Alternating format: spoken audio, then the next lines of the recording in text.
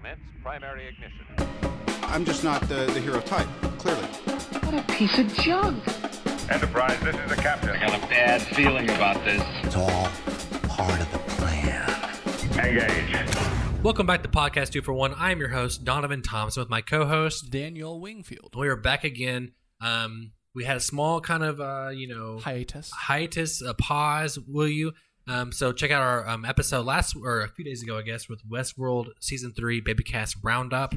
Yep. It is a very Westworld episode. Yeah, it's and by that I mean confusing, hard to follow, and you're not really even sure what happened by the end of it. Exactly. But it's kind of entertaining. Maybe. I mean, yeah, that is Westworld. But it's a Westworld episode. To correct that, we are here to talk Star Wars, The Clone Wars, Season 7 review round. And let me just say. Yeah, please. Fuck yeah.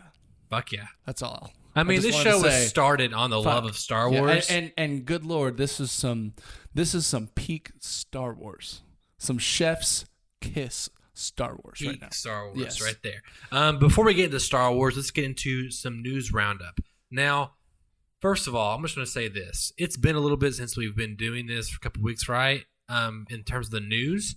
So I can't go over every fucking thing that's happened the last 3 weeks. At some point, there's some personal responsibility that has to come into play where if you want to know something. Yeah, go look it up. We're not your personal news source unless you want to pay us to pay. But we're not at the moment. And so, yeah, go look it up. Look on Reddit. But not, Yeah. Only, try to sort by, 2 weeks ago. Because, I mean, we got the good stuff. We got the good stuff. So my point is, if you want to go back, the last 5 days, 6 days, we'll probably touch on those kind of things. But, there's other things that's happened, but Jesus Christ, I'm not. Oh my God, I can't do everything. It's really annoying. Okay. How often you guys. So let's start with this real quick. About this. I want to kind of talk about some games first. Ooh, yeah, I like games. Last of Us Part 2 leaked. Yes, it did. Ooh, right. Now confirmed to be a hacker. Outside of Naughty Dog, and it wasn't Naughty Dog, I guess. Hacked it through apparently a previous. So they got the data from Uncharted 3, which is the data from Last of Us. And they basically backtracked it all the way to Uncharted 3 and then got They used that to log into the server. Exactly. Which is mind-boggling, but also is one of those things that I'm like, yeah, sounds right. It's also a thing though. That's what movies do. You're like, all right, use the source code of this bullshit, blah blah blah. Well, maybe unfortunately, it's a huge game to do it on, but maybe that will also help developers get more secure and think about. Oh, of course. As soon as someone finds a back door, they close it as soon as they can. Yeah. So maybe that's something that and there was some speculation that maybe the work from home situation maybe have opened that as a vulnerability. Possibly more so. Who knows? Who's to say? Now I'm not very much a Last of Us kind of guy, but I mean we had a new trailer drop the other day. Yeah. And today or yesterday? Yeah, sure. I wouldn't look at the podcast. One of those. But it's one of those things I'm not a huge guy into it, but I love Naughty Dog. They make Uncharted, which is my favorite game series, and I'm kind of trying to get back into games a little bit because we're in a new console year, so I get excited when that happens. Big year for games. So it looks great. I'll probably end up playing it, but it does suck that we had the leaks happen. It does, and personally, I'm not a Naughty Dog or Last of Us person at all, really. I've never owned a PlayStation 4 or a PlayStation. I've never owned a PlayStation. Personally. Not even a PlayStation 1? No, I never. Wow. I was an N64 kid. I was a kid that got whatever my cousins were done with. Yeah. So I got the Genesis when they got the 64. I got the 64 when they got the Xbox, etc. I mean, I never owned a PlayStation 1. I just got a PlayStation 2. I've never owned a single PlayStation. I borrowed a PS or a PSP for my cousin for a month. I had that. And I actually just finished borrowing a PlayStation 4 for about a year, but didn't get to play that. All that to say, I actually read the leaks. They're interesting. And just talking from a story perspective, I'm interested to see how this plays out. I'm actually I can't wait for the release because I'm ready to just kind of be waiting amongst the public reaction because I think it's going to be spicy. Well, I think it comes out either June. way. So. I think 3 weeks. Yeah, very soon. Yeah. Very soon. June something. I'm in for it. Also, here's a gut punch for you before we go into more games. We would have already watched Black Widow by this point, going for the coronavirus. We would have already been playing Cyberpunk 2077 for 2 weeks right now. That's even worse. Yeah. Arguably. It came out. It was supposed to come out in April. I know. I could be filling my life and getting literally nothing done that I need to be doing right now. I could be so far behind everything that I have to do right now. Yeah. And I'm not. I'm just sitting here caught up on top of my shit like a fucking dunce. Yeah, I hate being a dunce. Speaking of games, Xbox third party just released, or Xbox just released like some of the third party games coming out this fall for Xbox Series X. Yeah. It was middling. It was results. It was. I mean, the biggest was that we were supposed to get Assassin's Creed Valhalla gameplay, which turned into a 60-second not gameplay like trailer thing that was just like none of that looked like gameplay. I feel like maybe 10% of it was gameplay. No, I mean, I'm sure technically it is all in-game engine. I mean, and even like, so when Red Dead Redemption 2 came out, they had some interesting stuff, like similar stuff. And they're like, no, this is gameplay. We just like took the camera and moved it, basically. And I think, I mean, that's possible based on what we saw. I doubt but again, it just feels so even if technically what we were seeing, there was someone with a controller, that's not what I want by gameplay. I want to see what it looks like when I'm playing. That's gameplay. And so that was really, kind of whatever. The Vampire the Masquerade, that looked interesting. I'm really very interested in that when that comes out. And I like the trailer for it. It was kind of cool. I kind of like the anime one.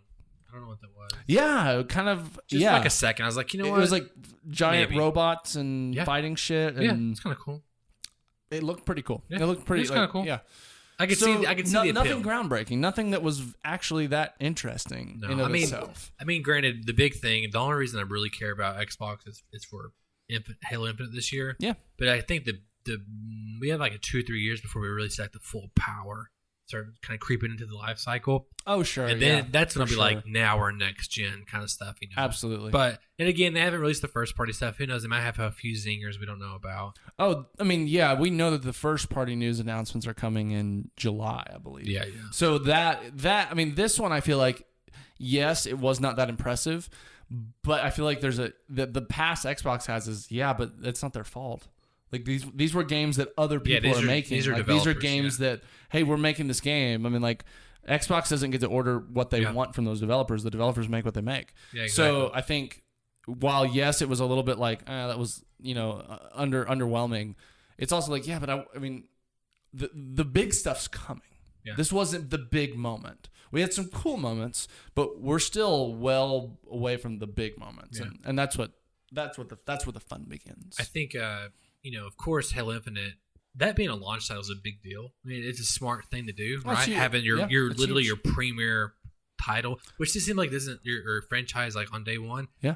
And assuming they kind of had the leeway lately, Phil Spencer has like, it might not be day one, but it will be holiday. No, I mean, I feel like from what I've read, they've even said that from a couple interviews I've read is that even if the Xbox One X were pushed to being delayed, that Halo Infinite would probably still come out. Oh, the opposite then. Okay. Yeah, because I mean the game should be much easier to produce than the Xbox. The giant piece of hardware where you're sourcing parts from all over the world. Sure. But sorry, I was going to say one thing. Yeah. Did you know this will be if Halo Infinite launches day one with Xbox One or Xbox Series X, will be the first time in history that an Xbox is launched with a Halo game on it day one. Day one. Did Combat Evolve not day one? It may have even been like a year later. What? I thought it was a launch title. Mm-mm. Really? It's not. Are you sure? I am. You fixing that? The thing is, I'm pretty sure I'm quoting like the authority on Xbox. Let's look, baby. It was a release. Halo Combat Evolved was released as a launch title for Microsoft's Xbox video game console on November 15th, 2001. So maybe it's the first one since the original Xbox. That's the quote. I know Halo 2 was at the end of Halo or Xbox One. No, the original Xbox. And then Halo 3 came out a couple years after, or at least a year. I think it was 1 year after 360. I think it was 1 year after 360. It was, yeah. So since the original Xbox, this will be the first Xbox to launch with a Halo game on it day one. Right. Which it feels significant. I mean, that's... Yeah.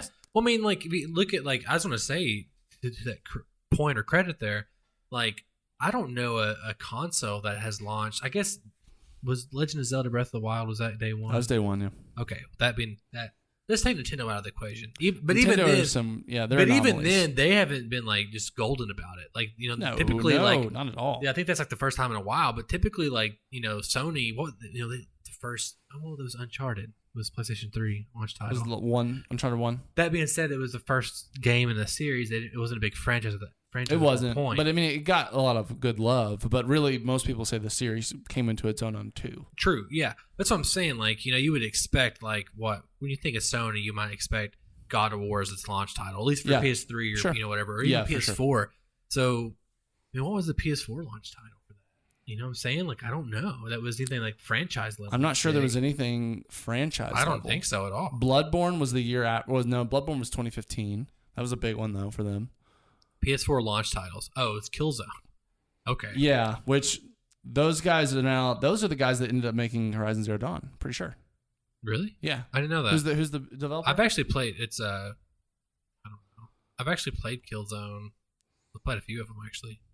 I remember Killzone. It is Guerrilla Games. Yep, same Okay. developers. Right? Yeah, they went from Killzone to Horizon Zero Dawn. I didn't know that. Yeah, interesting. Yeah, I mean Killzone. Like I remember PlayStation 3. The graphics for Killzone were blowing my mind.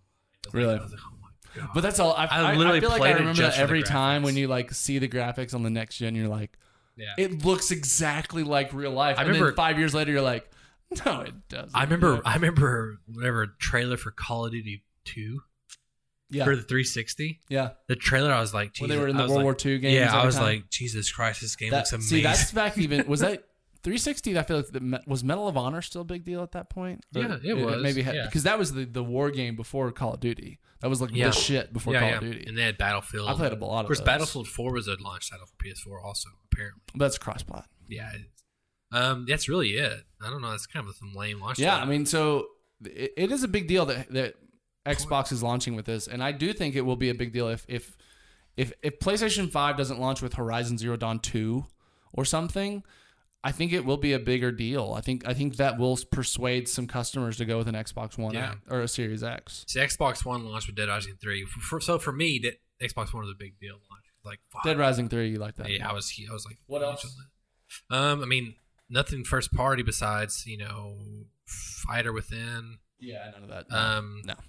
Forza Motorsport nothing 5. to mention. I mean, Forza is a big. Forza deal. has a market, but it's not a big Yeah, market. I mean, it's like one of their big things that kind of. Yeah, they but have for us. racing games have it's a Yeah. niche in the gaming. Anyway, my community. point is, Halo Infinite launch title is a huge fucking. It's a huge fucking deal. So like, it's I mean, a big deal. If you just look at what the messaging and what has been said and what's been happening so far on next gen between PlayStation and Xbox, other than the very valid assumption that all the games that we liked on PlayStation 4 will have sequels on PlayStation 5, Right. there's not a lot of reasons to choose the PlayStation 4 right now, or PlayStation 5 over the Xbox at the moment. There's really not, and I think the only thing that's kind of rumored that's like a big deal for them is Horizon Zero Dawn 2. Yeah. And I'm like, to me, I mean, But it's nothing compared to Halo. It's not. That's like you're putting up one of the. I mean, Halo would be on the Mount Rushmore of games. Period. Master Chief would be on there. there is rumor there it could be Ratchet and Clank, which would be it's a pretty big title for Sony. Ratchet and Is it a big deal though? Like It is. Do people love it? Yeah. Is it's it a huge what's it deal. like it's an action like platformer? Yeah, I mean, it's comparable to Jack. It's like the Jack and Daxter. They're both the same. I say Ratchet and Clank is actually Yeah, to bigger me that than just Jack feels and like Daxter. such a small audience. So compared to like the I Call think of Duty they made audience or they like they the literally- Halo audience. They literally made a movie on Ratchet and Clank like 4 years ago. Was it good? Yeah, it was kind of good.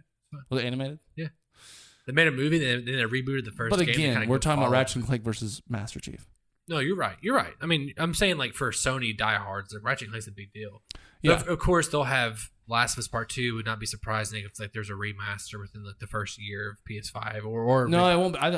If it's a remaster, I think you'll get people mad because it came out within a year. It I mean, I better don't be. think so. I mean, look I at- think people will be pissed, especially because of how Xbox is handling all their games. If you buy Last of Us 2 and it doesn't automatically up-res to your PlayStation 5, people will have an issue with that. Yeah, but I guess well, yeah, but Because you're Xbox right. is doing the opposite. You're right, but here's And the that's thing. that is that's you're paying double for every game now if you're trying to buy it on both platforms. I know. What's one thing I think Xbox is doing a really good job about is like, hey, we're Their doing like- messaging is on point. yeah, it And really it's is. clear, it's gamer friendly, it's good. Yeah, I don't know. I'm curious. I mean, we should have did a whole episode on. We will On coming. next- We yeah, we need to we do will. it once we get the full release, like notes and all that. I kind get of excited stuff. talking about it. I know. Okay, Video games are cool. let's just kind of burn through some other news real quick. Burn it, baby. You know GI Joe, right? I have heard of it. There's a movie coming out. We have Another one? We have Snake Eyes already shot and filmed, and then we're having basically a follow up to that. It's we have it's going to kind of continue Snake Eyes' story, but not be a sequel. It'll be like its own original thing. Was Rise of Cobra or Retaliation? Were any of those good? Rise of Cobra has got some issues. It's kind of a dumb popcorn movie. Okay. I honestly don't love it. Okay. But I love Retaliation. Well, yeah, it's got The Rock in it. Yeah, but it's got Adrian. First one has The Rock? No, that's to me, him being that was the start of his franchise savior. Okay. Kind of moniker he started picking up. That was this. I remember the Channing Tatum being in it. Yeah, he's not much in the Ray second Park's in it. Yeah, Ray Our Park. very own. Well, Ray Park is Snake Eyes. He was in that. I don't think he is in the new okay. one though. The new movie coming out. Anyway, so we have that coming out announced. Kind of cool if you like G.I. Joe. You know Josh Trank. You know who that fellow is? That sounds really familiar. He made Chronicle, and then which is a pretty good movie. But then he went on to make Fan Four Stick. You know what I'm talking about? I don't know what was that word? Fan Force Stick? Yeah, it's Fantastic Four, but the title was they replaced. Fan Force Stick. They put the 4 right there. And Okay, so is it one of those offbeat, making fun of everything movies? No, that was just that's like this. That's like saying Foxmen. You know what I'm saying? No, I know, but was the movie basically like one of those scary movie? No, it was a legit reboot of Fantastic Four. Oh, with Michael B. Jordan, that one. Miles Teller, yeah. Okay, I just got confused because you keep calling it some dumbass name. It's called Fantastic Four, but the title, the way it's spelled out. I know now what you're saying. Yes, but I thought you were saying he directed a Fantastic Four parody movie that was parodically titled Fantastic Four Stick or whatever. Honestly, I would say it is a parody. It's so bad. Okay, it's bad. Yeah, it's a it bad didn't look movie. good. I never heard good things. The thing about that, him back in the news cycle lately, the day before the movie came out, or 2 days before the movie came out, he basically trashed the movie on Twitter that he directed. And there's all these things he was giving. Yeah, I think I remember that. When Chronicle happened, he basically was given Fantastic Four. He was even asked to pitch for Venom. He was given Boba Fett for Star Wars, and then he was fired. They apparently fired from everything. Apparently, but then apparently he's come out recently and said that he actually quit Star Wars, and now he's come out with Capone. He's making Capone. Oh, okay, and that's coming VOD, right? Straight to very VOD? soon, yeah. So basically, he's been flooding the internet in the last 24 hours. I feel like he's been hitting either multiple targets of reports, and he's been answering reports. Yeah, and he's been trying to basically tell his side of the story and talk about basically his Hollywood please forgive me side of it. You know what I'm saying? Sure. Yeah, so making the rounds. Yeah, he's making the rounds. So Makes sense. we've got a lot of interesting tidbits from him. Yeah, go check it out if you're interested in Josh Trank. I mean, his movie was really bad, and I don't know. It kind of honestly, when I found out that I saw the Capone trailer and I was kind of excited about it. Now that I know that he's behind it, kind of bummed out about it. Why? Because he was so unprofessional. Yeah. And I feel like... Was he basically saying the studio ruined my movie? Oh, 100%. Okay. That, and also, I mean, I don't know. It's hard because I feel for him a little bit. I'm probably they probably did. They might have. Knowing studios, yeah. Maybe, okay. But also I feel especially because it was Fox trying to reboot Fantastic Four in the middle of Marvel. So they made the same issues that DC did. Yeah, I don't know. We want the Marvel money, but we're going to do it different. I don't know. # different. I feel like, I don't know. I just feel like I don't know. I actually like the Chronicle. Oh, you seen Chronicle? Chronicle was good. I saw it in theater. It was enjoyable. Yeah. I like that movie. Nice little found footage. It's Dane DeHaan. iPhone. It's Michael B. Jordan. Is he in that? Yeah, he is. Okay. Yeah. That's a nice little movie. But then, yeah. It's good. Yeah, it's fun. It's a fun little, again, popcorn flick. Right. Fun little popcorn flick. Okay, so have you seen Bright? No, but I saw this news. Yeah, and, so it's Louis I remember I remember all the hubbub about it, and honestly, the one reason I most recognize it because the writer, what's his name? David Ayer. No, the writer of Bright. I don't know who the writer is. Yeah, Max Landis. Max Landis. To me, Max Landis and Josh Trank are like a couple. Like to me, I always pair them together. Just people who just basically pretentious that they get their. Well, Max Landis is like a confirmed rapist, which is a wild. Too. Yeah, which is wild. Is he writing the next one? I don't know. I mean, his dad is whatever the fuck famous. I doubt he is. I mean, is he? Who's his John dad? Landis. I don't know who that is. You would. Looks like a dipshit, don't he? I don't think he's writing number 2. John Landis wrote The Blues Brothers. What? An American Werewolf in London, Coming to America, Animal House, Trading Places. Coming to America? I'm in. John Landis wrote all those movies. Wow, that's really cool. I know the name. Yeah, now you said I'm like John Landis. I've seen that. He wrote the Twilight Zone movie. Yeah. It's a good little movie. I like that movie. Anyway, Bright 2 is happening with Joel Egerton and Will Smith coming back. David Ayer has passed. Produced and wrote the screenplay for Michael Jackson's Thriller. Wouldn't doubt it. I mean, that's a big fucking deal. It is a big Wrote deal. The Three Amigos. It's a great movie. Very fun movie. Beverly Hills Cop 3. Oh. Is that a good one or a bad one? It's bad. It's real bad. I can tell. Real bad. That's funny. Anyway, David Ayer, who is Fury, Suicide Squad, Bright One, he has passed on directing and now has been given to the Incredible Hulk scribe Louis Leterrier. He's writing the new one? He's directing it. So okay. I hope Max is. The second thing is Max Landis is the kind of guy that has the clout because of his father that Hollywood probably will forgive him because they're looking at all this, I don't see anything about him writing. Well, I know he's got if you look on his IMDb, his upcoming projects. He's probably going to at least have a producer credit just because he created the. I think David IP. Maybe yeah. I think David Ayer he's credited as writing at least a story for. That's good. For I guess first one. The first movie is actually I watched it back to back. I watched it once and I just turned it on again because I was just lazy and just watched it again. Did you like it any more the second time? No, kinda. It's one of those things like I think the world is super interesting, but just the execution of it was just not that amazing. Isn't it Guardians dude is the blue guy? It's Joel Egerton. He's the blue guy. Yeah. For some reason I was thinking it was Drax. Yeah. Yeah. No, it's Joel Egerton. Okay. Who I love. Joel Will Egerton. Smith too. Obviously was the big ticket name. Yeah. So I'm and curious. He's coming back. Yeah, he is. Will Smith does not care about doing movies that he may think aren't going to critically do well. Well, anymore. I mean, the thing is, though, like, it just Netflix doesn't seem like it was a huge hit for Netflix, and people loved it. I mean, I watched it twice in a row. I didn't think it was like people great. loved it. I mean, it was a huge hit for Netflix. But that doesn't mean people loved it. It's a huge hit. How did people like it? I mean, people watch it. People watch crashing planes and ships sinking in the ocean. I mean, there's entertainment everywhere if you can find it. Let me rephrase that. People thought it was entertaining. Okay. There you go. So maybe that's one reason or another. Maybe that's my new thing. People thought this was entertaining, and then you can't really argue against me, I guess. True.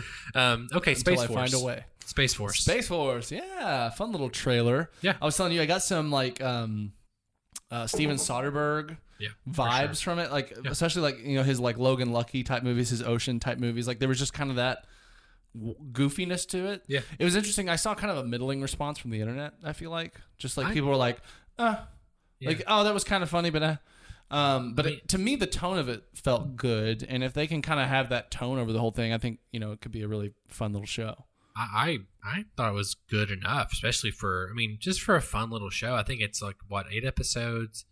Is it going to be a limited series or is this season 1? Have they said? I think it's season 1. Okay. I think it's definitely the intention is to have a couple seasons. But, I mean, just alone, like if something, it's kind of hard to make me laugh, like actually laugh out loud.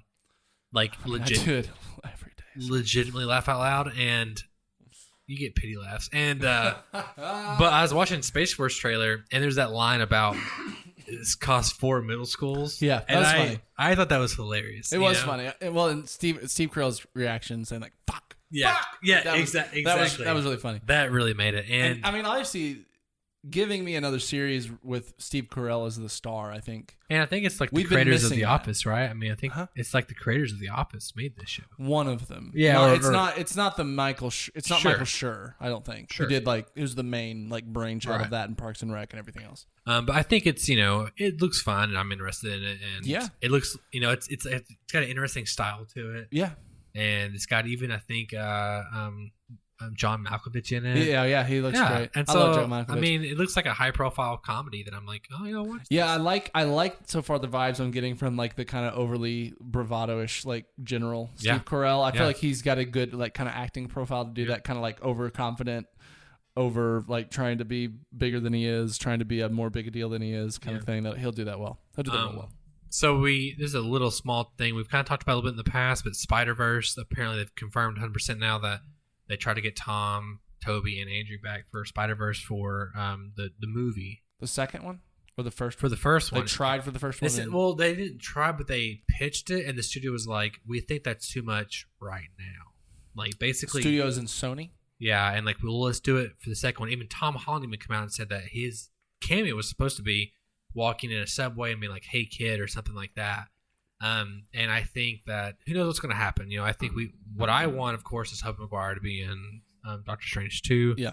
That's like this ultimate wishful thinking, but we'll see what happens. But if all else fails, they'll definitely have cameos probably in the cartoon, which is cool. But it's now it that feels less of a big deal because they've already kind of done that too, though. Yeah, exactly. That's the whole shtick of that movie was multiple universes. Yeah. So it would feel cool, but just purely fan servicey, which is fine. Yeah. But also, it feels like if the second movie is just more Spider-Verse-y stuff, I feel like they need some different places to go in that world. I mean, it definitely will be more Spider-Verse-y stuff. You think so? Yeah. I mean, in kind of a segue here, the show ended with like Spider-Man 2099 played by Oscar Isaac of Poe Dameron fame from Star Wars. What show?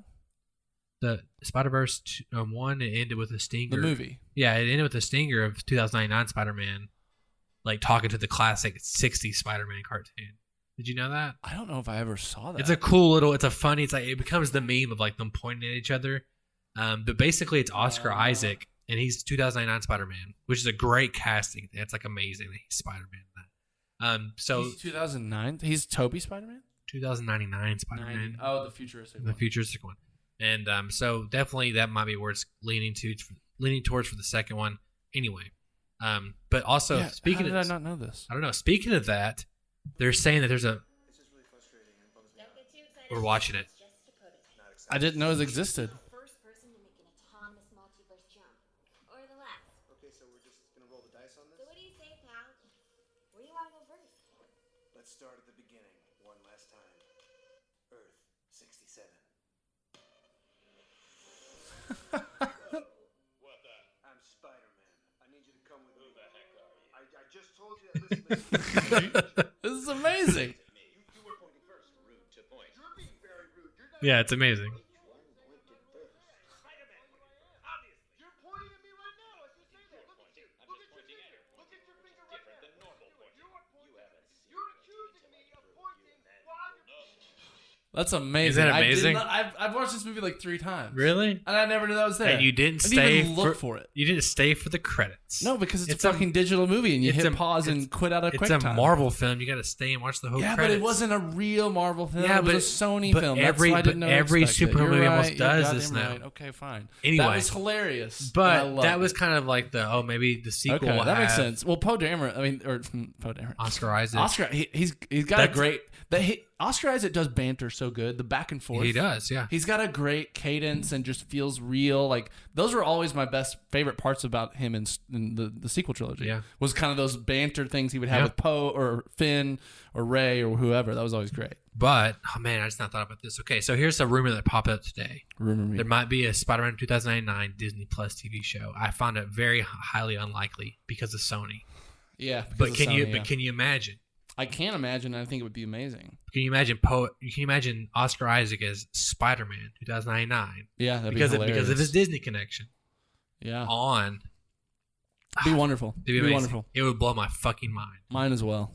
My mind would also be blown. I don't see why Sony wouldn't want to do that. You know, like give them the rights to make a show like that, and then they get money from it, and then also merchandise rights, but then also, or whatever, and then you have them. I don't know. I know. The possibilities. I know. I'm right with you. The possibilities. It's okay. Man, I'm thinking about it. If Marvel had the rights back to Spider-Man, they could do shit like that all the time if they wanted to.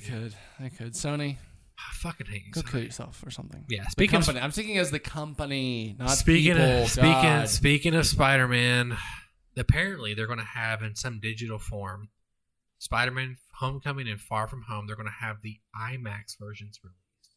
We've kind of, you and me personally, in private conversations, have kind of talked about Transformers and how the aspect ratio changes, and the future of will we get these IMAX versions, right? And now it seems like we're on the path to get that. Interesting. So we might have to get TVs that are formatted for IMAX.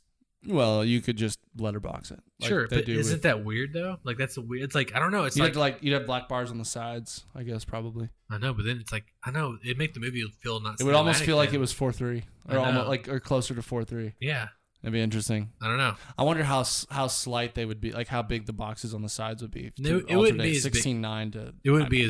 as big as 4:3, but it would still be like It would be bigger than 4:3. Yeah, It'd be- because it's still gonna be like widescreen. Sure. It's not a true square. Yeah, it'd be. But anyway, it's interesting to think about and interesting to see what's going to happen with that. Indeed. So Ironheart, Disney Plus rumored. Apparently Robert Downey Jr. because like we come up on the 1 year anniversary of Endgame coming out, so there's definitely some. There's lots of rumors about them re-releasing Infinity War and Endgame to welcome us back to theaters. Sure. But they're so dispelled those. And then also, oh man, I just thought I can like get my record back. Like I've seen Infinity War 8 times. I've only seen Endgame 5 times. So if I see it 5 more times in the re-release, that means I can beat Infinity War. It's my all-time movie in theaters I've seen. I mean, Infinity War's a real nice one to have at the yeah, top, but though. it's like I feel like it's weird. It's not the finale, and it's like not the record holder. Such a good movie, though. God. But apparently, Robert Downey Jr. has said, the people will speak if they want me to come back or not. For Iron Man, in general, yeah. And so it's kind of like, well, we know what that's going to be then. So maybe Secret Wars, because the original said like, hey, we're always talking about stuff. We'll come back. I'm telling you, Secret Wars is going to happen. I agree. It's going to happen. So they're going to get him back for at least one movie. I don't really want to see him come back as a Jarvis kind of thing for Ironheart. I'm just not my thing. Yeah. It would make sense to have it if his daughter's Ironheart. Maybe after Secret Wars. If that's like the ending of Secret Wars, that's the reality we get to. Sure. I think that would work better. But we need him back as a real, as pure, real Tony Stark. At least once. Also coming May 15th is a Disney Plus show called Fury Files. And I saw that. I'm not sure if Samuel is voicing anything, but basically they should. It's an animated show. Basically, it's like just a dossier on characters within the MCU. Yeah. Which is interesting. Fun. I'm curious. I mean, I think in all these animated Marvel things, I think what we're all hoping, and even what we're about to get to, is that it's a Clone Wars situation where, yes, it's animated, and yes, parts of it are definitely made for kids, but it's still adding to the universe in ways that make you excited and amplify the other kinds of content. Yeah. Like, that's ideal. That would be really cool. Like, that's what I want personally from it. Like, yes, be entertaining, be a little more short form for kids, that's fine, but still be doing meaningful things, telling meaningful stories, or adding meaningful background to characters we know. I really hope we get that. I'll say this. I don't know. There's kind of rumors kind of come out saying like the show is basically made in like response to other shows being shut down, and kind of they're trying to make content, and like quickly, but also kind of like, I feel like it's a quick turnaround. But maybe it's not to make like a montage show of just your characters. Who knows what rumors like that are real? So who really knows what? Yeah. It's interesting that they didn't announce this earlier, but maybe it's like one of those surprise things. But it's kind of a weird thing. Yeah. Speaking of Disney Plus, Falcon and Winter Soldier, Prague just announced like, hey, you can come back and shoot now. We don't really know yet what's going to happen. Happen with Disney Plus, or the show. They kind of said Disney kind of had an overarching thing saying, well, we're not really making decisions yet on when we're going to start production back, or when certain things will come back in theaters, and that some things may go to VOD instead. We haven't really made that decision yet.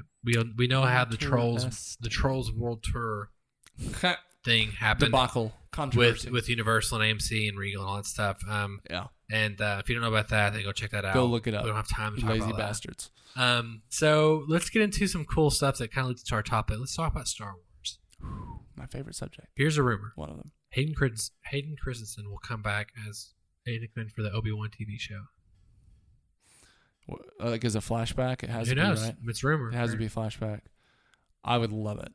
Give it to me. He looks so telling you. young still. Well, Like if you look at his current photos, Sure. you're like, oh, he would easily look young Anakin Skywalker again. But I mean, easily. Throw a wig on there. There is still makeup. this like thing where people say, and I don't really get it so much as others, but that Darth Vader and Obi-Wan met at least one more time before A New Hope.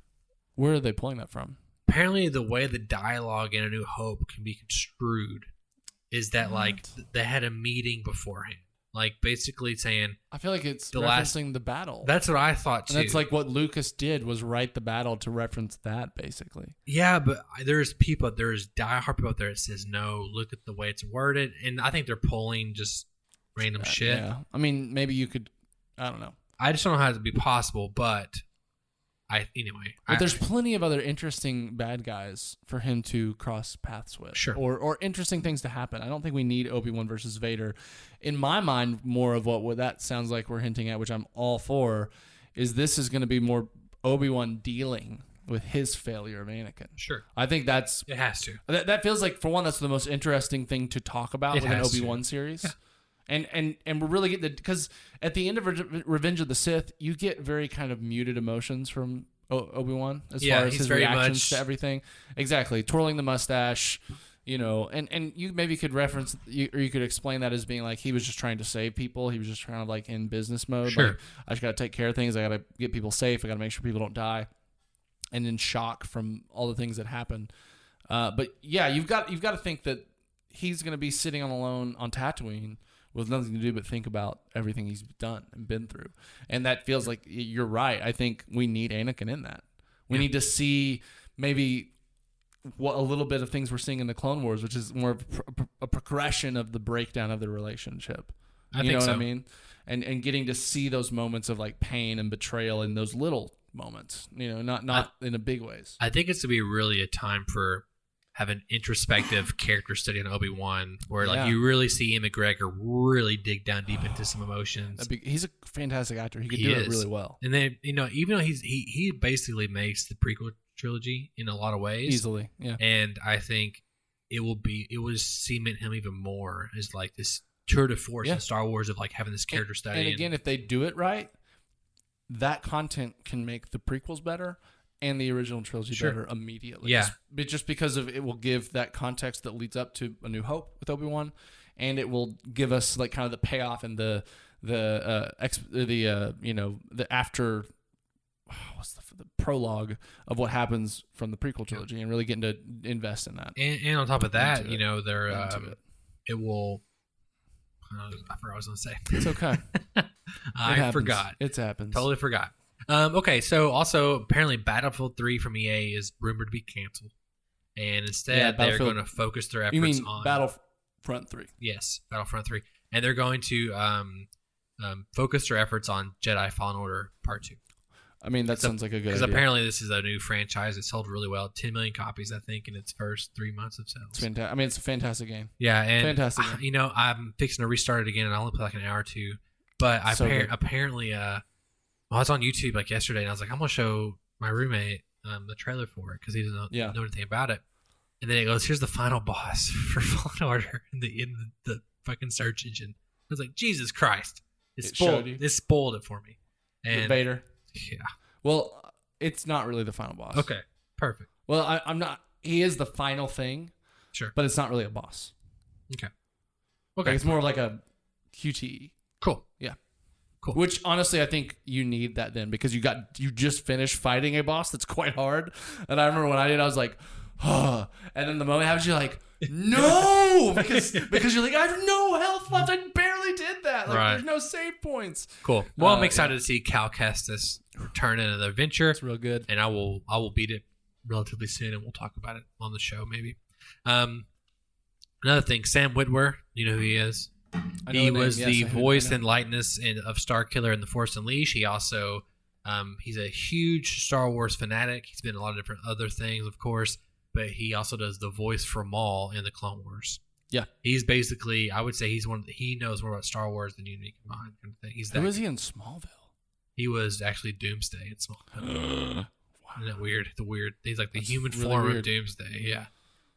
But he basically come out and said that he's not a fan of Rian Johnson's The Last Jedi. Oh, really? And that he failed to do his homework on Luke Skywalker and all this other stuff.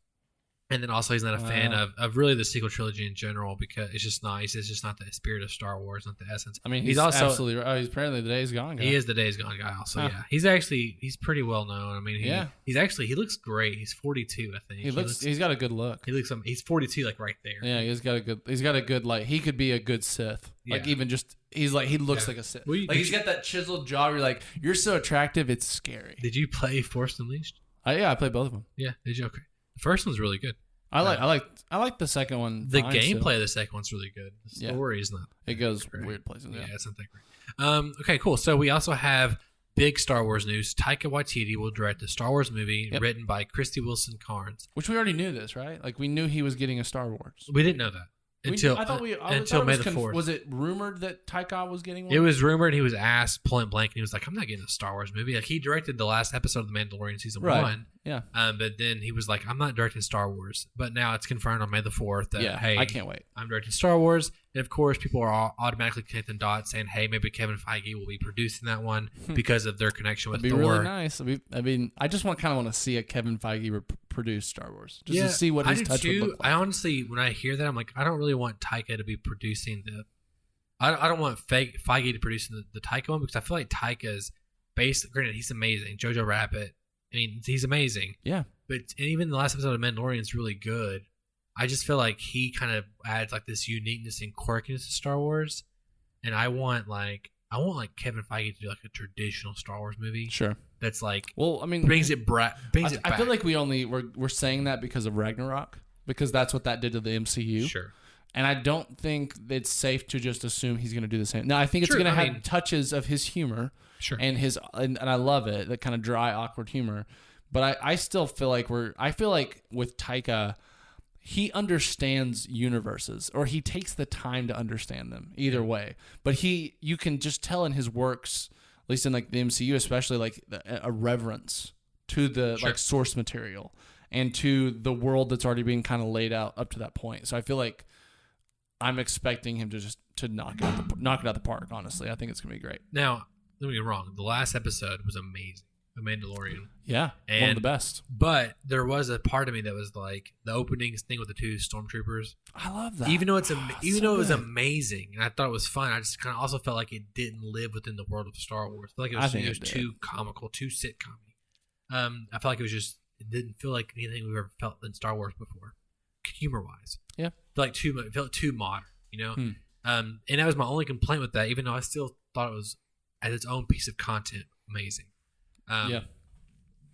Okay, so we have that, and also on May the 4th, along with Rise of Skywalker being released on Disney Plus. Sure. And there's, the Mandalorian documentary, which I watched. The first episode is on directors. It's pretty great. Yeah. Taika's a big part of it, of course. You get all the, Sure. Rick Fuyama. You get Deborah Chow. You get Jessica Chastain. Dave Filoni. Dave Filoni, Jon Favreau. Sure. You get cool, flavors of all these people and what they brought to the episodes. We also had information on Leslie Headland. She's writing, producing, and show running a new Star Wars show. We don't know what the show is. She apparently made the show Russian Dolls. I don't know much about that. I mean, I think the big assumption is Ahsoka's spinoff, because True. the Ahsoka Tano. Another thing we haven't covered is that Ahsoka Tano has been all but confirmed to be in Mandalorian season 2. Yes. So It's kind of weird because I kind of assumed that that other unknown show is her show. it could be. Yeah. And especially because she's coming from like a strong female-led show background. Sure. Russian Doll. Sure. So it feels like, she would be a good tap to do another like female lead show. I wonder if the show will spin off from Mandalorian season 2, or I think so. or Mandalorian will end, and basically Baby Yoda will go to Ahsoka. I think it'll spin off. I think when she enters the show, the default assumption is that the Baby Yoda will go with her, and then he won't refuses to leave the Mandalorian side, or something happens and he doesn't. I think that's Gotcha. what'll happen. And then she But gets her she'll own be show. a meaningful part of the season 2 plot. Yeah. And then all that, etc. Well, the thing that and granted, I haven't watched all of Rebels, even though I know a little bit about her role in that. I'm like, why? either. Where did Ahsoka go during the Empire, and then even the rise of, I guess, I'm pretty Palpatine sure the again? Rebels addresses most of that. But Rebels takes place. Or addresses where she was between the end of the end of Clone Wars and then. But we know nothing about her. I mean, after that. I think the end of Rebels is the beginning of, or is like This is right A New is, Hope. is right before New Hope. Yeah. Yeah, it's like, I think it leads into Rogue One even. But yeah, we have I don't think we have any kind of content or information about where she goes after that. So Yeah, but that's perfect. It's a clean slate. You don't have anything you have to adhere to. Sure. I just feel like being Ahsoka, you would be the one that would like, I'm going to go stop the Emperor. I don't Yeah, know. but at the same time, she's also been like, she left the Jedi Order, even at the end of the Clone Wars, which we're about to talk about. There's kind of Sure. she's leaving again. She's like leaving behind things. Sure. You know what I mean? I feel like there's a journey for her character that isn't just, and even I feel like when watching the entirety of Clone Wars, you get to the end and you understand why she isn't just like she's not a Mary Sue. She's not the one that can just go in and end the bad guys because she wants to and she's powerful. Like, She has baggage. She has goals and desires. She isn't even sure who's right in this world Sure. and all that kind of stuff. To end the news, and then we'll get into the Clone Wars. 45 minutes in. Sure. Mandalorian season 2 is in post, so it means they shot everything. Yeah. From what we Which understand. we assumed. Yeah, and it will air in the fall, which will be amazing. It's great. Then we have Robert Rodriguez. It's confirmed to direct an episode. He kind of posed with Baby Yoda, and he said that not everyone gets to direct the biggest movie star in the world. But he said he gets to. And then also Peyton Reed of Ant-Man and Ant-Man and the Wasp fame. Cool. He's also directed an episode as well. Which is interesting because I never would imagine Peyton Reed doing that. But it just shows you that Disney Marvel connection will land you a job at directing Star Wars now. Yeah. Which is, of course, Peyton Reed's a pretty big director. But anyway, it's pretty good. Exciting times. So let's get to Star Wars: The Clone Wars, season 7. The last season ever. The last season ever, the final season, as I say. Yeah. I think we talked about the Bad Batch arc. Sure. And so that was kind of self-contained. Yeah. So Yeah, that was it was fine, 4 little episodes. Yeah. Its own cute little thing. It is what it was. Cute. It was your run of the mill Clone Wars filler runs, and those happen. But there's still cool shit. There's still cool shots, cool action. Sure. It's not filler to the point you don't want to watch. It's just not the stuff that like you remember. But then we get into Ahsoka, and we kind of have a nice little run with her. Kind of like a middle arc to kind of show where she's been. Yeah, it's just kind of like to catch you up. Yeah, and also kind of shows you like her characteristics, like where she's at after being disbanded from the Jedi. It was basically like a refresher. It's a refresher. It's that, but then it takes you from the last moment we saw her to where she needs to be, which is going towards Mandalore, confronting Maul. Exactly. Like it leads us exactly to that point where she leaves. Yeah. And you also get a nice little moment of like people not trusting the Jedi. That the world doesn't see the Jedi as these ultimate good guys. That they're questionable. That they're not trustworthy, etc. And I think that's also important for just Ahsoka's personal journey. Yeah. It was nice. It was a good little and had some good action, some good moments. Yeah. But let's get to the stake of it all. The good part, yes. Indeed. The last it 3 episodes or 4 episodes? It was maybe more, maybe 5. I think it's only 4, but I don't think so. Like the whole. But basically, you get this new opening, like a Lucasfilm Ltd. production. It's ominous, and it's like it's green. You're like, why are you? And like, I think the last one's red or the something. first one's green, the next one's red. Yeah, and then the title, the one with red, is like. Ooh, that's like it's just kind of ominous, man. It's like, what's going on? And it comes with this like deep kind of foreboding music. Yeah, it wasn't like your typical. And it's like, yeah, it's like part 1. You're like, what the fuck am I getting into? And it turns out that the last arc of the Clone Wars is a simultaneous, basically getting the Ahsoka and the Rex side of the story of Revenge of the Sith, which is a really cool. It's episode 8 through 12, so that's 4 episodes. It's 5. That's 5. 8, 9, 10, 11. You're right. 12, You're right. I can't count. And coming from someone who hasn't watched all the other seasons, I can't imagine what it is for people like you who watched the whole show and got to see this. To me, I was ecstatic. Not even being a huge like Ahsoka fan, like not because I don't like her, it's because I don't have that backstory. Yeah, sure. And I'm like, wow, this is amazing. I got chills. Oh yeah. And watching Darth Maul come back, Obi-Wan and Anakin, and seeing like them cross paths one more time. That transition into Revenge of the Sith, and like all these little cool things like the Jedi Council, and then seeing immediately after that them talk to Ahsoka and things like that. Yeah, I want to hear your take on it. What made this special? I think it's the attention to detail, and I think that's always been the Clone Wars like crowning achievement. Is like they do exactly what you say right there, and I'm assuming this is kind of like the Dave Filoni touch, where it's we know these things happened in like the chronological order of the history of the universe. Let's find ways to find these little pockets to tell interesting stories that add to those that can spin off of that and all that kind of thing. So it's those little details where, like you said, you're popping in and like out of moments where like, oh my god, that was that scene in the movie that we just saw the end of or something or whatever. But I think on top of that, it's kind of like. What these bring, and I know I said this to you earlier, it's like watching this Star Wars. I felt like the chubby black kid in Hook, when Robin Williams finally flies. Right. And by the way, it's funny because I feel like that he looked just like my little brother. My little brother's a black kid with a little fro, and so like he was a little chubby when he was a baby. So I always thought he looked like my little brother, and I was like, there you are, Peter. But yeah, Peter finally flies, and this little boy comes out and he's like, is he there? And then he makes him smile. And he's like, oh, there you are, Peter. Yeah, right? Like, that was me watching this and be like, oh, there you are, Star Wars. There you are, Star Wars. Like, right, yeah. You were there the whole time. You just had to smile. You know what I mean? Yeah. I think it's the grandiose nature of these big themes and these like like the universe is shifting on these like major axes, and there's like all these like colliding ideologies, and like, even that whole thing of like Maul figuring it out. He figures out what Sidious is doing, even if he doesn't have details. He's so brilliant. Yeah. He doesn't have details, but he knows what he's doing. Yeah. And he is like, let Ahsoka, we can do this. We can take him down right now. And they might could have. They could have. Because even just because Sidious wouldn't have seen it coming. Yeah, extremely. And like, and even watching that, and you're like, you start feeling these emotions of like, what would have happened?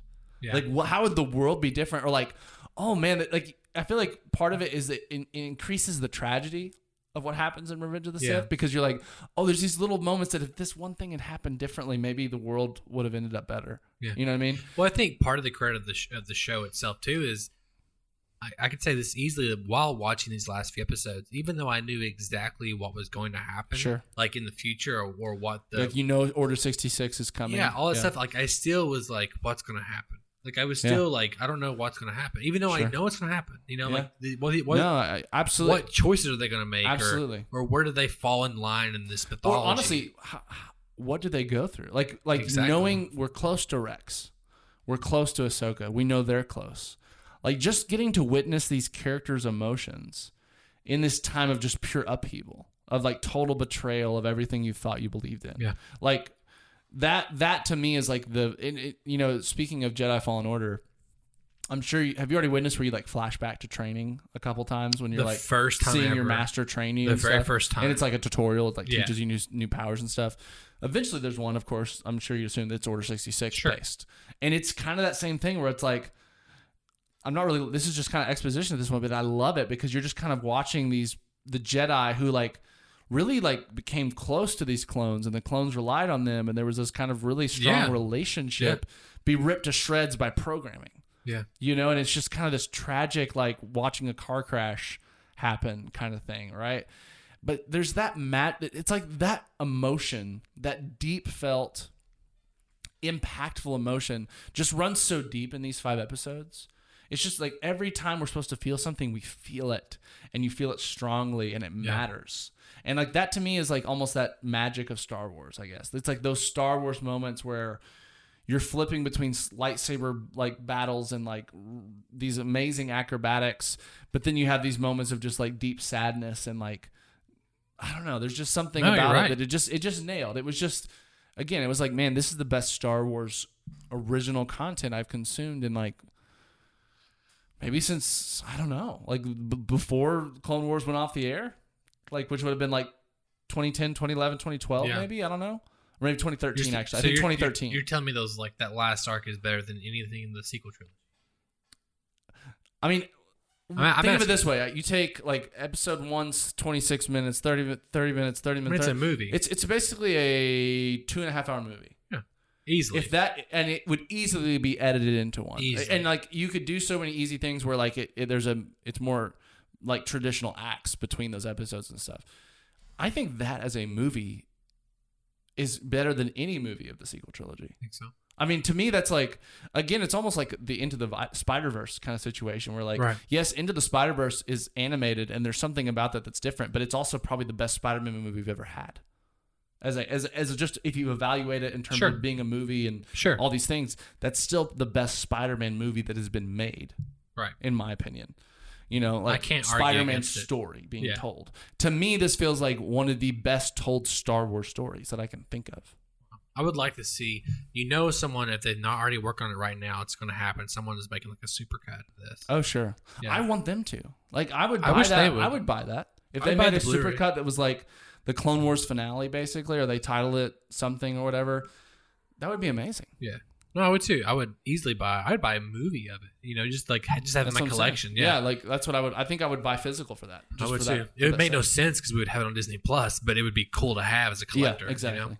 Yeah, I don't know. It's interesting. I agree. I think like the Maul fight, which was cool because Ray Park come back to do. Yeah, it was beautiful. You could tell, like you said, you could tell it was different. It has a different feeling, which makes you like. That's the thing about animation too, is that you can get away with so much on your budget. Like You can, yeah. Think about that. Like now, Maul can stand in a hyperdrive room and bring rip- yeah. giant reactors down upon Yeah. himself and destroy things. which makes you wonder, like, man, they could literally, like, some of these characters that say people age out of. Example, like, Yeah. think with this now. We could get a Luke Skywalker movie with Mark Hamill voicing him. Someday, yeah. With all the deep fake and No, advancements. I mean of like CG and I mean stuff. like animation. Oh. Like an animated movie, like saying what he did, like Yeah. after Return of the Jedi, but have Yeah. Mark Hamill voicing. Well, I mean, you could, but honestly, there's been a lot of like people from the old games that voice. I remember playing the Dark Forces trilogy and the Jedi Knight trilogy, and they had Luke in it, but they have a different voice actor, but it was great. Like Sure. you didn't tell. Like it was almost like even like it's funny like watching Anakin in the Clone Wars. The voice is very different, but he still feels like Anakin. Sure, yeah, it is. But also, sorry, that just brought me. Did you notice that when Ahsoka has the feeling in the Force? Is that? I'm pretty sure that's the audio from Revenge of the Sith. I'm almost I positive. kind of thought they redone it. I'm pretty positive that was Hayden Christensen. I couldn't tell. I was because the voice seemed higher. As soon as it happened, I was literally, my brain went, "Is it the same actor?" I was trying to listen in on it. I'm pretty sure it is. I'm pretty sure it is. It seemed like it to me. But either way, it's such a cool moment again. It is a cool moment. Just her feeling in the Force, that happening. Yeah, is just, yeah. Even, I mean, I think Yoda feels it too, right? In Revenge of the Sith, like he kind of like stops for a second. He does when the younglings die. Yeah, exactly. Yeah. Okay. Yeah, because that's the moment Palpatine is being. Yeah. I mean, it's so good. I mean, now I think the possibility, like the show has been so good, like just You got to go rewatch on a it. cinematic Like level. It's like you've got a giant feast waiting for you that you can still eat. I know. Because you haven't seen it yet. I kind of want to rewatch. Honestly, I think the ideal version of watching this would be watch the arc where she gets accused and leaves the council, and then immediately start like episode 7. Or episode 8 or no sorry, immediately start like where we pick up with her, like after the Bad Batch series. Watch the series where she gets kicked off and then start right there where it picks up with her. I think that would be like almost your perfect Ahsoka Tano like long arc. Okay. And just like if you want to feel the impactfulness of all those moments later, that's a great way to set it up. Okay, I need to check that out. I'm going to do it. It's just a matter of time. Do it. I had like this nice. Every Friday, I'd wake up in the morning early and watch Star Wars. That's like start my day, and I was like, "This is nice." You know, I mean, that's the thing. Just start over, start from the beginning. Like it's all good. Like it's even those filler episodes. Like they're filler, but they're good action and they're fun moments. And like you'll still kind of get that. Like one of my favorite moments of this whole thing was just that shot of Obi-Wan showing up to deflect that blast and the smoke so cool. billowing. Yeah, and it just looks up and he's just sitting there, bad as ass as fuck. And you're just like, "Oh my god, why didn't we get more of this on screen?" What do you think about that final shot? With the reflection of Darth Vader. The final scenes were just haunting. I love the score coming out. The music of the last 2 episodes was this kind of like techno inspired, like ambient, like forebodingness. Well, it's basically the same score as the Darth Plagueis opera scene. Yeah, but it's what it put was. to like it's like a kind of like a techno kind of version of it. Sure. Right? Like it's got these big like kind of ambient like synthesizer hums and stuff. It's really good. It feels very different from Star Wars because we're used to kind of pure orchestral, kind of stuff. See, to me, it was just But like it felt- triggering Revenge of the Sith. It's so good. It just puts you in the mindset, like, when she's sitting there, like, watching the hyperspace thing go, and shit is about, like, any second, Order 66 is coming. Or then at the end, where she walks up to all the helmets on the sticks. Yeah, all and then people she who just lets died. the lightsaber, like, roll out of her hand. Yeah. And just fall there. Like, it's just, like, those, like, it was like, hauntingly beautiful, the composition that they created. Yeah, it was great. It was just, like, and then, yeah, of course, then that final push in on, it was interesting that it was snow. I was like, I wonder if this is just like the winter, I guess. But it was just beautiful, that push in on that like broken stormtrooper helmet that still had like the markings they put on their helmets for her. Yeah. Yeah. It was good. It's great. It was, again, it's like those kinds of things. You're like, yeah. I may watch it again like, tonight. Again, I'm like looking at that. I'm like, this is better cinematography. And I'm not just talking shot composition. I'm talking like the mise en scène, right? The meanings that come with the compositions. This is the best stuff I've seen. Yeah. Like, better than Mandalorian. I feel like that's a little apples and oranges. different. I feel like Mandalorian's a bit more surface level in general. It's just giving you less emotion all the time. Sure. It's also different because this is the final season of something. Exactly. For this 12 is years. This is the payoff to 7 seasons. Wait until 3 more years from now or 5 more Exactly. Mandalorian season finale. Right. We'll probably be weeping. Right. We'll fair enough. We'll probably be dying. Yep. Cool. Well, is there anything else you want to talk about before we end the show? I could just keep talking about it, but I feel like you just go watch it. Yeah, watch it. Start in the beginning. I know that's sounds daunting. You're like, start at season 1, and some of those older seasons are like 22 episodes long because they're that old kind of format of TV. But man, it's so good. If you like Star Wars, there's no reason not to watch every single one of these. Yeah. It will give you all the feels that you remember Star Wars giving you. Sure. No, that's great. It's a great endorsement for it. And just for someone who's only watched basically the first season and the last season, I loved it. And it makes me also want to go watch Rebels even more because I know Ahsoka is going to be in Rebels. Now I really want to catch up. Yep. Yeah. And I think that's all on Disney Plus. All of it. That's great, man. Yeah. All of it's that's awesome. Yeah. Yep. Well, we did it. We're back. 2 for 1 is back. We did it with a bang, with a flash. Yeah, with a bang and a flash and other stuff. Again, how can our listeners write into us, Daniel? They can write in by going to the address bit.ly/241mail. That's where they can tell us their comments, their concerns, what they think, what we missed, what we're wrong about. Anything else they want to say, they can go to bit.ly/241mail and they can say it. Cool. And please follow us on all of our social media platforms, which are below Very somewhere. much, please. Yes, please. Twitter, Instagram, Facebook, TikTok, Snapchat, all those wonderful platforms. All of them. We don't have Snapchat. That was a lie. Okay. Well, that's good, actually. I'm happy about that. Of course, if you want to have more Podcast 2 for 1, go to podcast2for1.com, and there you can follow any of our links to any of our podcast services, Any of them. or YouTube, where we recommend you consume the content because that is where you get to watch our beautiful faces talk to you. It's the best version of the best content. It is. Well, Daniel, it's nice talking to you, Star Wars. I think we did it again. Yeah. Maybe we're back. We're back in the saddle. Back in the swing of things. Maybe we'll have some cool stuff happening next week. Ooh, can't wait. Anyway, my name is Donovan Thompson. And I am Daniel Wingfield. And we have spoken.